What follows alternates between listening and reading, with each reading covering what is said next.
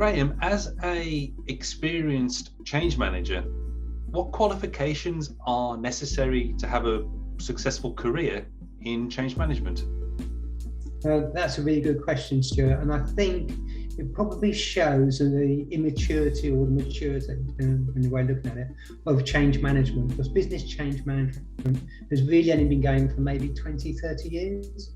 And previously it was always project managers, wasn't it? So a project manager would be told part of what you have to deliver is actually you have the technical requirements, but make sure everybody does the right thing at the same time. So a lot of change managers came from kind of project management background. But I think last 20 years we've seen a change, and we've seen people from learning and development, people from HR coming in now, or people like myself. I was a product manager and came across because I was sick of projects being rolled out that actually didn't have any kind of support behind it. And so for that reason, change management courses tend to be quite short. So for example, the two big players in the market, you have APMG, which is a 1-week practitioner course, which is 2 days introduction, and then 3 days, which is your practitioner. And the big player in the US market is PROSCI or PROSCI. And they do, I have to look down my screen notes here, they do a 3-day course, which is a practitioner course. And then after that, you can become a trainer.